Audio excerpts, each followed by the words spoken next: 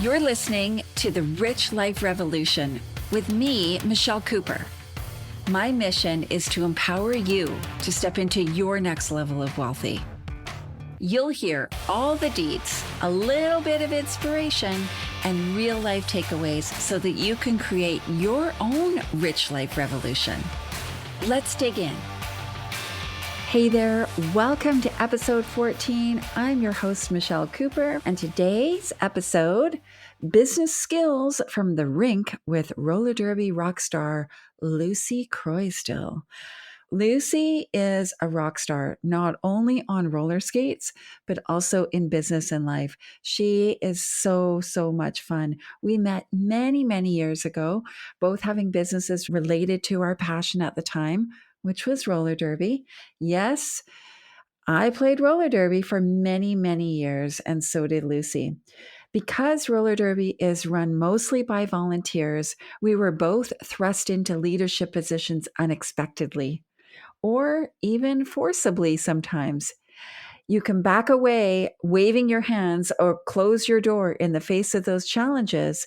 But if you see them instead as opportunities and dive in, you learn that leadership is something you can learn. It doesn't have to be innate. Roller derby also demands that you accept a universal truth. You can do hard things. Imagine if you didn't question every big dream you had and instead woke up knowing, hell yeah, I can totally start that business, bring in that new product, run that workshop, do whatever I want. Life changing. I hope you enjoy the show, and I hope it fires you up as much as it did for Lucy and I. Hey, Lulu, how is it going? It's great, Michelle. I'm so excited to be here. Oh, I'm so excited to share you with my world and my community and all the people. So just as a quick little kind of overview, the person I'm interviewing is Lucy. I know her as Lulu. We played roller derby, not on the same team, but that was our intro to each other's worlds. And she is a phenomenal kick-ass roller derby athlete, but also incredible businesswoman that I have learned so much from over the years. And I can't wait to share your story with the audience at Rich Life Revolution. Yeah, thanks, Michelle. I'm so excited. It's been I feel like you and I have been through lots of journeys together. We have. Oh my God, we have. So just as backstory, right? Many years ago, feels like ages, actually, a long time ago, we both ventured into the roller derby world. So what was your intro into roller derby? How did you find out about roller derby in Vancouver and stuff? So I joined roller derby in 2007. I'd moved to Vancouver a few years before that.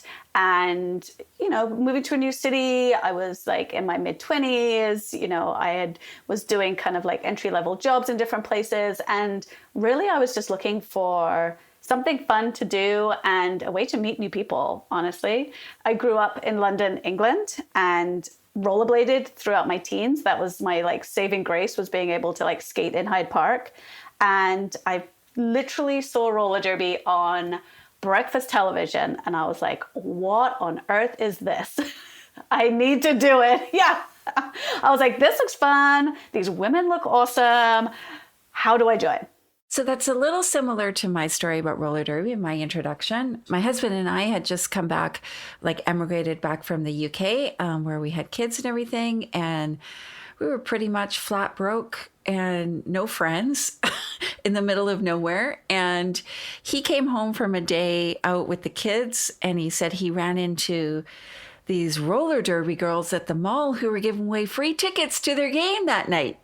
And did I want to go? Because they had a beer garden and we had $20 in spare change. And I'm like, I don't even know what that is, but okay. And I grew up at roller rinks, similar to you. It was my, with wheels on my feet, it was my sanctuary. And so we went to that game. And I couldn't stay in my seat. I was like, get me on that track. How do I do that? And then I remember at the end of the game, the girls were kind of hanging out in the lobby and stuff, and they had their little sign up table, and he's like, go ask them how to start. Like, how do you join? And I'm like, oh my God, no, I can't go talk to them. And he was like, you're being ridiculous. And he walks over there. He's like, my wife wants to play. How does she join? Right. And they were like, come to practice tomorrow. And I'm like, what?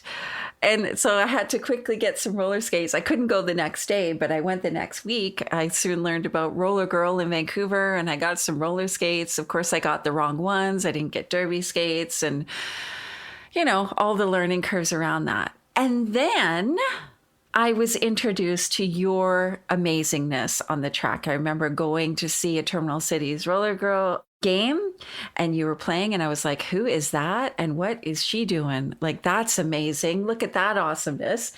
And the girl that was sitting beside me, I didn't even know her.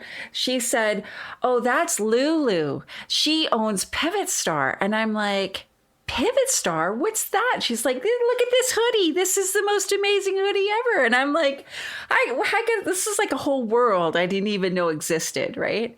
And so she's like, oh, they got a table over there. Go. And I was like buying up all the stuff. That must have been, Michelle, that must have been pretty early in the creation of Pivot Star. I feel like that might almost have been like one of my first events. I think that like I was there. Yeah. It was very early days. And I remember it wasn't you at the table, but I remember a girl saying, I was like, this is awesome. Like, how do I get more of this? And I had just opened up my little boutique, and it was just new, and I didn't have any money to buy stock or anything. And I was like, wow, I'd really love to sell this in my store. I'll have to figure out how to make this work. And it was a while before I could get your products into my store. And then I remember that first order, picking it up at your apartment and being like, oh my God, I gotta meet Lulu! Ah! So yeah, that was like our foray into friendship. And I think what's really cool about that is like you and I were on like very similar journeys in terms of like, we were finding this sport, we were finding this community. And then also that sport and that community was also inspiring and empowering us to start our own businesses. Absolutely. And I always say to people, roller derby is such a analogy for business for me. It was so empowering for me to get on the track and play this game and feel really good about my skill set, right? And roller derby is such an inclusive community. You didn't need to be necessarily the best, like I was never the fastest skater, but I could skate really good and I could skate backwards really good. And so it worked. Everybody found their spot, right? And I think because I felt so positive about my contribution to the team, I felt good about myself, and I was willing to take some chances, like opening up a store. Yeah, I mean, absolutely. I mean, I think that confidence that you gain, I teach people to roller skate and I teach people to play roller derby like every day. And to me, it's not about the roller skating. It's not even about the roller derby. It's about confidence. And I strongly, strongly believe that when people, especially women, have confidence in what their physical body can do, because we're told so often about how our body should look and what they should do and all these kind of things. And I think that like having that physical confidence, especially in doing a contact sport, like you have to have confidence in your body, right? That just trickles down into everything. And like I have a similar story to you in terms of like sports. I grew up roller skating, but I never played on a team.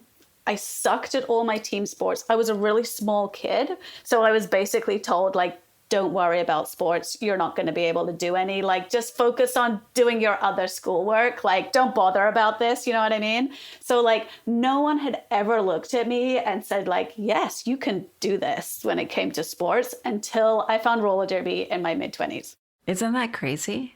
I know. First off, A, it's stupid and like we need to be changing that. But B, yeah, absolutely. Like it's crazy that it takes that long for a lot of people to find the thing that brings them that confidence, right? Yeah, for sure.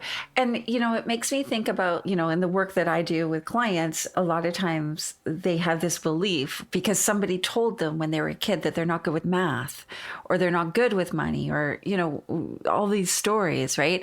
And, I think we're all more aware of the things that we put into our brain now, but it's exactly the same. As equal as somebody could say, oh, you know what, you're not really good at schoolwork. You should concentrate on being an athlete, or you're not going to be an athlete. So like just focus on arts and crafts or something, right? Like right, exactly. And you're totally right. Like all those messages get internalized, and then we as adults have to do all that work to like uncover and unpack them and bring them to light and be like, oh, this is what has been driving me all of these years. Haha. Right, totally.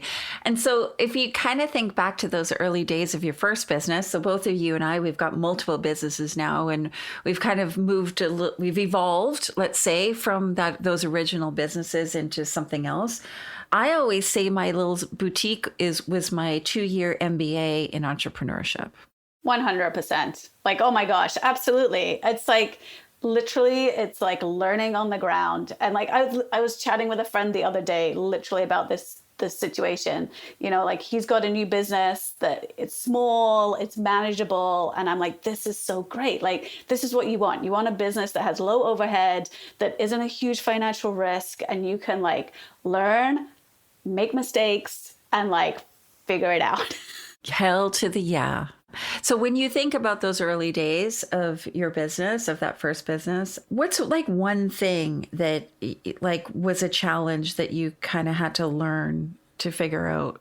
Oh my gosh, Michelle, where do you even start? I mean, I started my business in the clothing and fashion industry, which I had zero background in. Like literally I had like, I was like, okay, I have a pair of pants. How do these get made? Like I had zero idea, like nothing. But I mean, at the same time, I had zero idea about the process, but I knew that it was needed. Like I knew a product was needed because there was nothing else out there that was filling that need. So you identified a problem, you filled the gap. Yes, definitely figured out a problem. And then I just had to figure out how to make it work. And that was honestly a lot of talking to people. And like, that is one thing that I have discovered. And I will always tell to anybody that's like looking to start their own business or interested in a different area is like, find people, take them out for coffee. People love to like talk about themselves and what they do. And generally, I feel like as humans, we want to help each other. And so many people helped me. Like, oh my gosh, so grateful for all the people that gave me their time and their advice. Yeah. And then there's the people who aren't so happy for you. Did you ever have any of those people in your life? I think I'm very fortunate. I have a lot of cheerleaders in my family and in my community. So there was a lot of cheerleading. I mean, I think there were definitely people where I expected, maybe because I'd been so lucky up to that point, that I had suspected cheerleading and support. And when I didn't get it, I was like, oh, okay, that's different, But yeah, no, I was lucky with the people that I surrounded myself, but also purposeful with the people that I surrounded myself with. Yeah, for sure, right? Like who you surround yourself with is extremely important, right? Especially in an entrepreneur journey kind of thing. You need those cheerleaders. You need the people in your camp who, if you express your idea to them, often those ideas, they're fragile at the beginning, right? And they have to be cared for. Otherwise, it's like dropping a glass on the floor, right? Like somebody says the wrong thing and then you're like, oh, I can't do that. I heard someone refer to like a new business idea as like a little egg, like an egg that you have to like nurture and like hold on. It's very fragile before it's going to like hatch. And so like, be careful who you show your egg to, Yeah. Totally. I completely agree with that. Like I had some people who were like, I don't know if this is going to work. And some of their points were really valid. And I just had to learn my lesson. Like you, in my first business, I had no experience at this. Like I never even worked in a store, let alone started my own and ran it or figured out what stock to order and how to price things and how to keep inventory moving and stuff like that. Yeah, it was a crazy time. Do you see anything like that kind of rises to the surface when you think about like, your roller derby career, right? And the things that you experienced as playing roller derby that directly translated through to your business? Because I got a few.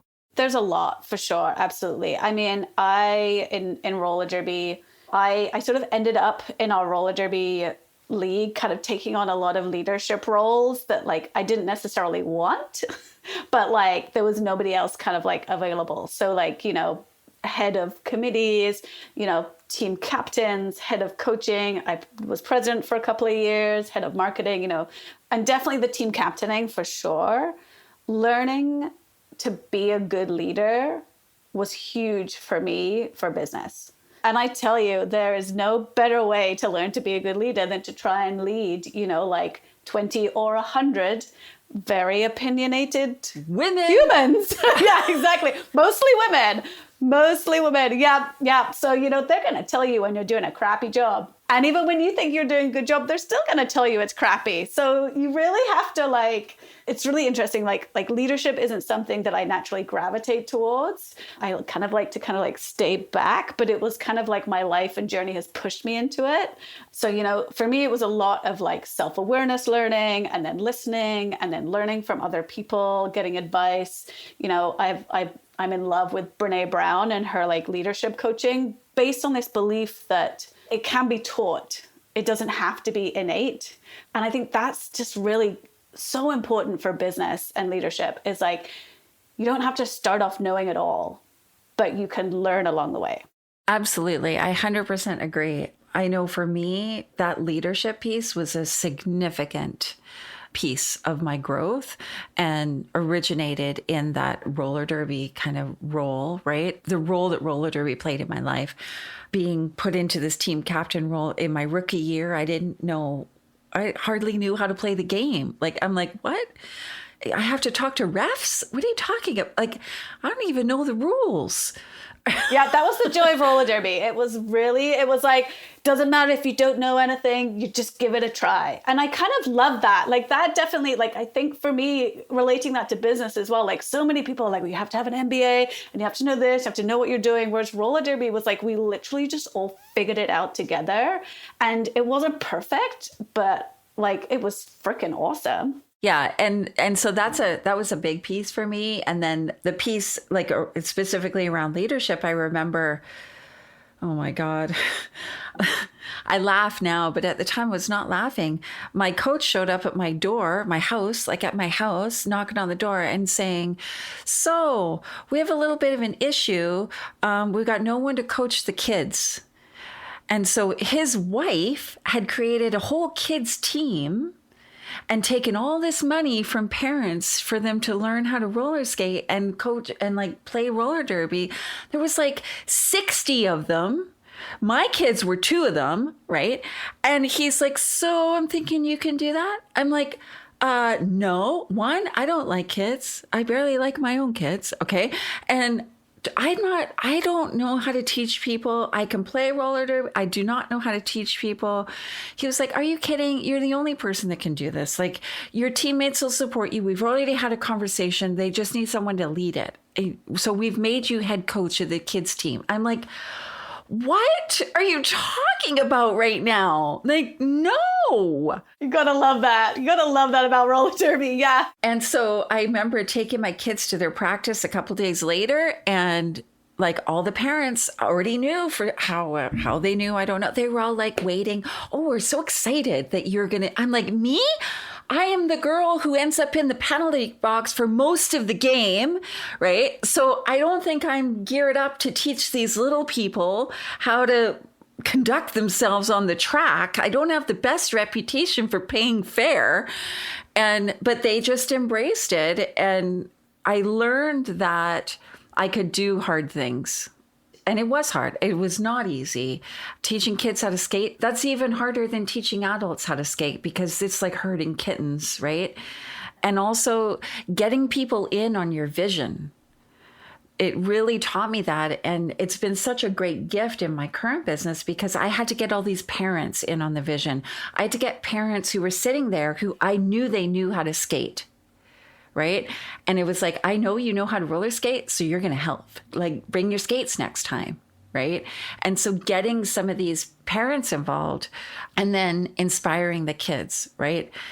Our kids, we were a little slow on the uptake and we lost pretty much every game by lots. And we really pushed ourselves to go play teams that were highly skilled, like Rose City and Seattle Derby Brats and stuff. And we would lose by hundreds of points, but they sure learned sportsmanship. Yeah, I mean, that's really interesting that you say that. When I was team captain of our all-star players, like our adults, was in our growth phase. And that was when exactly that we were doing the same thing. I mean, obviously different with adults and kids, but like we were going to games that we knew that we would lose by hundreds and hundreds of points. So absolutely keeping a team motivated, keeping them, aware of progress was huge. And like, that's definitely something that you look at any kind of leadership, like business leadership, sometimes business is doing great and everyone's happy, yay, but sometimes business is not doing great. So like really knowing those skills where you can say like, okay, these are the things that we're aiming towards. This is progress. Like we might not be getting where we want to go right now, but can we see our like progress towards that? Yeah, it's so, so important. And I'm so grateful for that experience. I'm glad that they forced me into that. It was such a rewarding part of my life. And I still see these kids, one of the kids I coached is now playing for Team Canada. Like several of the kids I coached have played for Team Canada, right? But one is in the current team and I see her parents posted online and I'm like, yay, that's awesome. I contributed that some way. Right? And that's awesome. One of the things I want to mention this because I think it is an important piece. One of the things I learned pretty early on playing roller derby was the importance of mindset. The first book I ever read about mindset was called Mind Gym. Love that book. Right? One of my favorite books. One of my favorite. We read that as a team in NWO, and then I brought it to the kids and we read it together in the kids team. And I made the parents read it too. And I'm like, your kids are doing this, so you're going to do it, right? Such a phenomenal book. I think it is very underrated, not well known, I think, but so, so valuable. How do you look at mindset for your life and your business? Like, you're out there creating your most amazing, rich life experience and lots of things going on with your business and stuff. How do you navigate those mindset hurdles that happen? First off, I feel like the entrepreneurship journey is a journey in self-awareness. I think entrepreneurship shows you so many different parts of yourself that you never knew were there. And I think as you come up against them, there's always that temptation to go back into your habits. But entrepreneurship really forces you to examine yourself and examine so many parts of yourself, whether it comes down to, what you think you need, what you think you want, what you think you deserve, all that kind of fun stuff. And then 100% money mindset is like huge to that, because running your own business, you have to be able to like look at the numbers and like not let them tell you the story that you have been taught in the past and that came from, but like, stepping back and being like, what does this tell me? Do you know what I mean? And then what decisions am I going to make that are for the business and for the betterment of the business and not an emotional reaction to whatever's going on? Oh, completely. And, it's so important to separate the data from the story, separate the data from the meaning that we create from that data, right? Like that's a really important piece. And examine what do we actually believe is possible in this scenario? I was recently working with a client and we discovered, like I had been telling her, you need to get rid of this role in your business. Like this, it's not needed. It's redundant. It's costing you $5,000 a month kind of thing. Like we got to do this. She was highly resistant to it for about a year, right? And then we figured out through all sorts of different ways that really her belief subconsciously was that letting go of staff or reducing the team size for her signaled failure. So that was really interesting, right? Because it's actually depends on your interpretation of the data. You can look at this as like, I'm making empowered choices for the best of the business, like you had mentioned, or in her situation, that she's some kind of failure because she, I don't know, needs to let this person go. But in fact, it wasn't about the person, it was about the role, like redundant role. Yeah, I mean, it's so interesting. I mean, I definitely, when I started my first business, I definitely made it one of my missions to get more comfortable talking about money. You know, I come from an English family where there were certain topics that were just not polite to be discussed, you know? I can literally hear my mom's voice. Like, we're sitting around the dinner table and like, I remember her literally saying like, oh, can we not talk about money? It's so rude to talk about money. So money was never talked about in our house. And of course, money's never talked about at school because it's left like, you know, money and religion and sex is left to the family, which never talks about it. So great. Right? No one's talking about it now. Yeah. So I definitely, you know, I really did make it my mission to move through some of those blocks, to examine the emotional connection that I had with money. And I had a great, you know, I was really lucky. I had some really great business mentors. One in particular who I did a government funded course, and she was one of the mentors that I met from there. And she just had some really great ways to kind of separate emotions from the usefulness of money. And that just like has honestly changed so much for me. And then obviously, you know, like working with you, Michelle, and this is one of the reasons why I wanted to work with you, was your approach to everything is just like, you can't just look at the numbers and the money and make decisions. You really have to like unpack the motivations behind decisions that you make with money. Yeah, absolutely. Right. Like the money tells a story, right? And we have to be careful of the interpretation of that story, to make sure that that interpretation is for our best interest or our highest good. And so sometimes we need support in looking at that and asking questions. Yeah, I mean, it's like money is a scary topic, right? Like it's a really scary topic. So having that support is huge. I always say it's our modern day survival. Like it's our modern day, like getting eaten by a lion or whatever, right? Like it is the thing that triggers people the most into a survival state.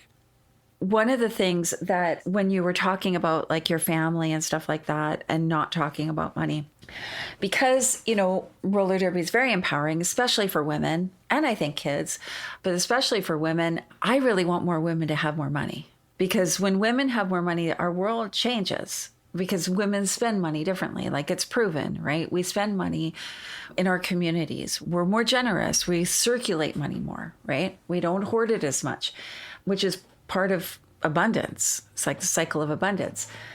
And when I was reading a book last year, it was talking about kind of like the stats around women and money and stuff like that, and the gender gap of like pay in corporate America and stuff. All very depressing statistics. Totally. Let's be right? honest. Totally. Yeah. So there was two things that came up in that book I was reading. One, that it's not that long ago that women did not have the right to have their own financial shit together. Accounts. Yeah. Like bank accounts, right? Yeah. Like the 70s in the United States, so probably similar in Canada, women could, in 1974, they could then have their own mortgage. That's insane.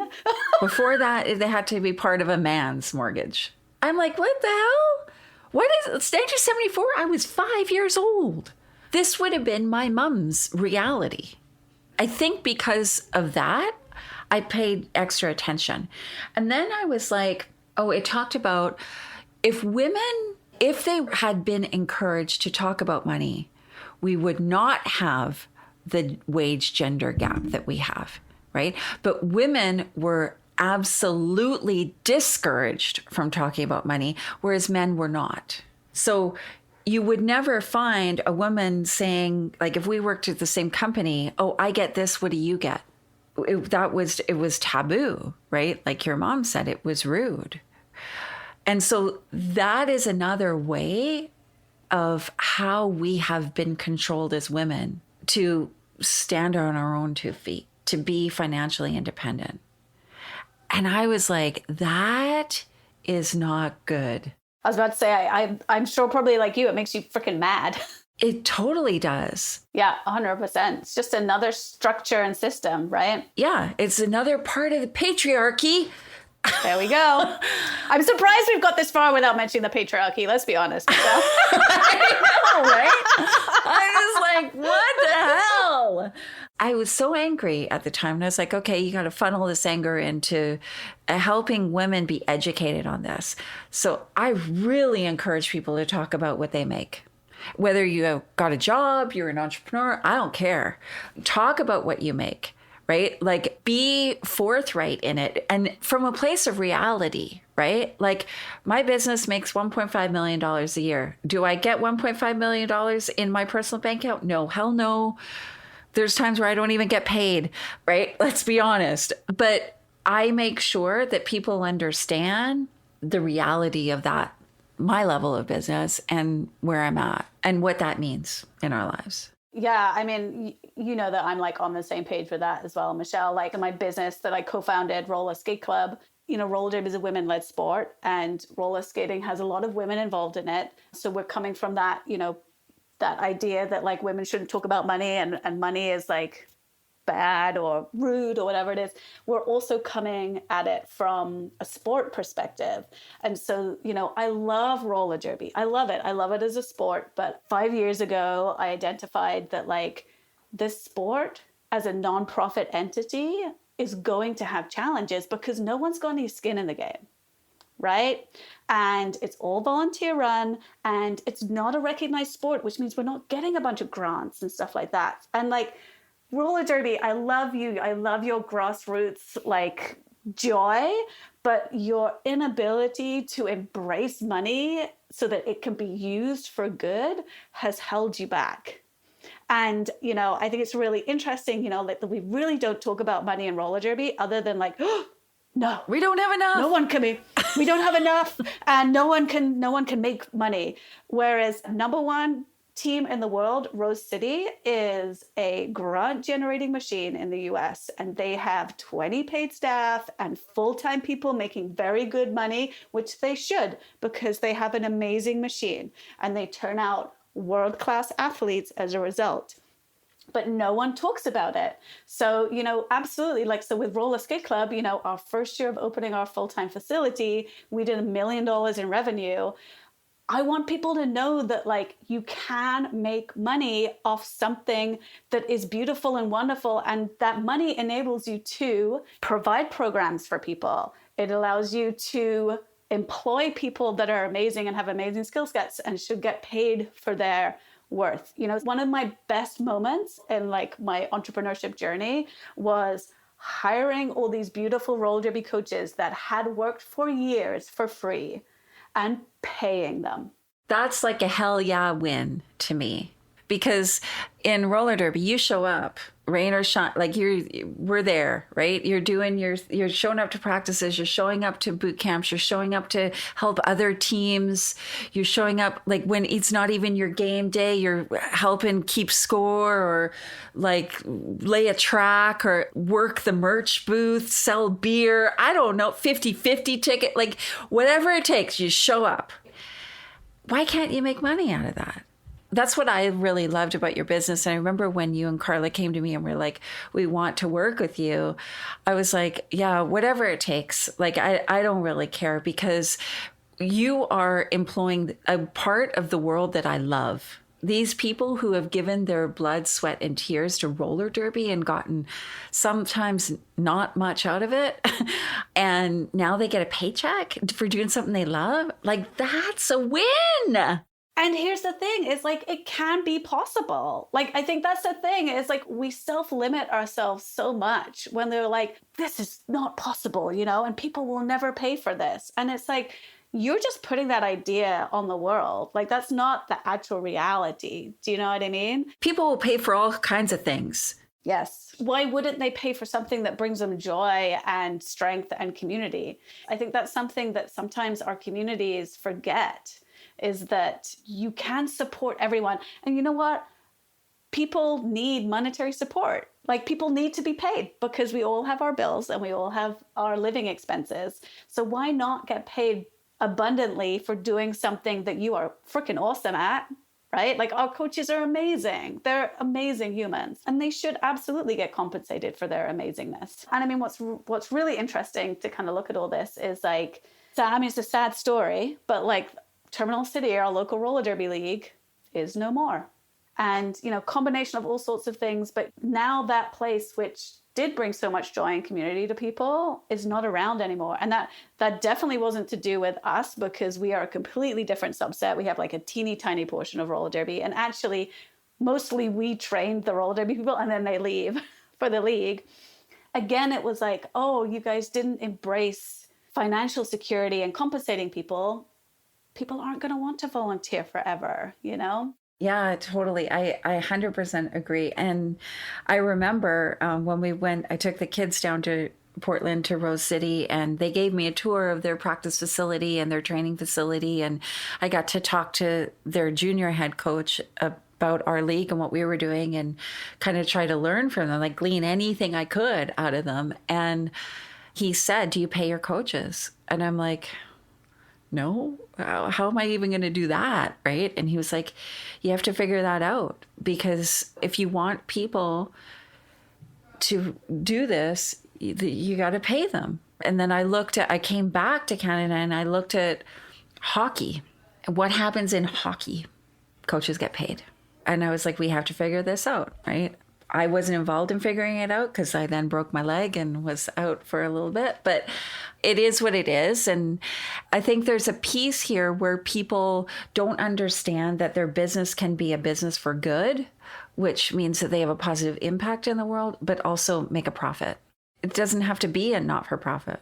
Absolutely. That they're not mutually exclusive. No. And this whole idea of not-for-profits, I don't like that idea. Like, what do you mean it's not-for-profit?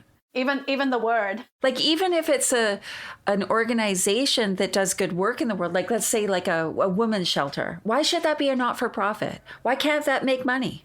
Why can't it make a profit? And that profit goes into, I don't know, some other program or something like this whole idea of not-for-profit. I get the idea of charitable status in that you get a tax donation and blah, blah, blah, blah, blah. But I don't like this label of not-for-profit. I mean, it's also just so interesting, isn't it? Because, I mean, I bet that if you look at most of the people that are working in those fields as well, even in the like not-for-profit charity fields, I would say a high proportion of them would be women. They are. They absolutely are. Yep. And then also, you know, if we talk about what people get paid for in those professions as well, is really not what they are worth. So again, it just kind of comes back to this like cycle of this kind of like idea that money is bad. Money can't be put towards good things. It can't be put towards community. And I think that's just, I mean, the people that end up getting hurt from that is actually women at the end of the day, both on both ends, both as volunteers and as people that work within those organizations, and the people that are getting, you know, helped by those organizations. Yeah. And so it's time for that to change. Sounds good. Let's do it. 100%. Like, it's just, the more money more women have, the better our world will be. It's just how it is. And I think that women as a collective, we've got some healing to do, you know, and collectively support each other in lifting each other up. That's one thing I love about you. Like, you've always been a cheerleader of me.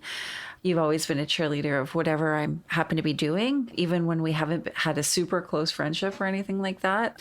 You probably don't even remember this because it was crazy times, but I remember my first ever roller con in Vegas, and I was petrified to get on the track for the open skate. I was just like, I am not of this class of roller derby kind of thing, right? And I was like trying to hide out in like this shopping area and stuff, right? And you came up to me, you're like, what are you doing? It's an open skate right now. And I'm like, oh yeah, it's just really busy and I got things. And you were like, get your skates on and get on that track. Aww.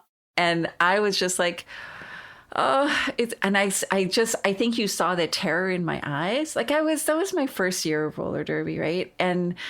And there was some big names on that track, like Susie Hot Rod and stuff, right? And I'm like, I can't go on there. And I think you saw the terror in my eyes, and you're like, you can do this, Michelle. Like, well, you didn't say Michelle, I said Hella, but you're like, you can do this. You got this. Just get out there. like remember. And so I did. I grabbed one of my teammates and I'm like, we're going to do this. And we got on the track and it was so much fun. And we were so supportive. And so I think that lifting each other up, it becomes so, so important along our journey. Yeah. I mean, I think again, what's really sad is thank the patriarchy for setting up other systems that keep us in our place, which is this idea that women have to compete with each other for resources, whether that's for men or for money or for positions or a seat at the table, you know, all those kind of things. And I think, yeah, 100%, that kind of like keeps us down. And I think, you know, when we're talking about things like, let's talk about money, let's talk about how much you earn, you know, instinctively, I almost feel like, ooh, you know, but like, I don't want to make anyone feel bad, or like, I don't want to feel like I'm bragging, or, you know what I mean? And it's like, it just goes back to that, like, it's not a competition. We're all in this together, you know? Yeah, I love that. And it is. It's just one of the structures that keeps women down, to be honest, like brutally honest.